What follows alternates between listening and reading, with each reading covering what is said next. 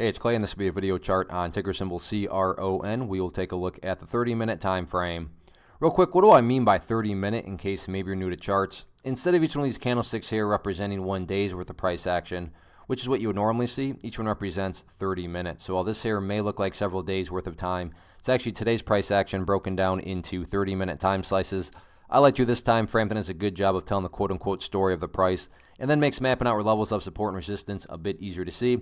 This chart's actually pretty tricky to talk about from a presentation standpoint after today's price action because there's a lot of perspective that goes into it. What do I mean by that? Well, if you're some sort of day trader and you bought up around there and you wanted to sell within 10 minutes after buying, then yeah, for you the chart's looking pretty rough. Now, if you care about the big picture of things, I get it. From the highs, there was a pretty big pullback. But from the grand scheme of it all, the price does still have an opportunity to build a higher low. And as long as higher lows are being put into place over longer periods of time, that's how long-term uptrends are constructed. So I'm going to be talking about things from the big picture point of view. So if I sound crazy calling something bullish, my guess would be you probably had more of a day trader type perspective going into the, going into your trade. So as far as levels of support, and this is kind of, I'm not saying the price is going to head down here, but it'll help kind of illustrate the point. But let's focus right here at the $11 mark, and let's just say that the price does indeed go down there. Again, not saying it will, but just for example's sake, price falls all the way down to 11, behaves in that manner, and then start to work its way back upwards. Now, emphasis on big picture. From the big picture perspective, what would you have? Well,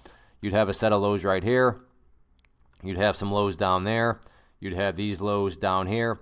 If you envision each of those as kind of some bootleg stair steps, what do you have from the big picture? Well, from the big picture, you still very clearly have stair steps progressing in the upwards direction. And again, that's the name of the game. That's what an overall truly strong uptrend is going to do. It's just going to progress forward. And that's why $11 is important, because even if the price were to go all the way down there, which I should note, right now, obviously, it's not even close to going down there. But even if it did go all the way down there, that would still give the overall chart the ability to build that overall higher base. Once more, I'm well aware that if you're some sort of day trader and you bought up there, then yeah, you don't care about these stair steps. But that's why I try to offer up a warning that I would be talking about things from a more so big picture point of view. So sure, today the price pulled back, but stop and think about that word, today, as in 1 day. Looking at multiple days, which is what we're doing here, the price still has plenty of opportunity to build a higher low. So let's see if the bulls can get that job done or not.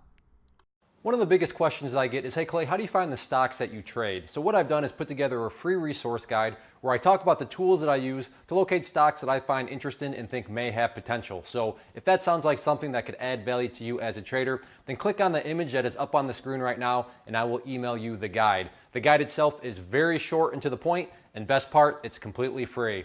Thanks for watching the video. Let me know if you have any questions.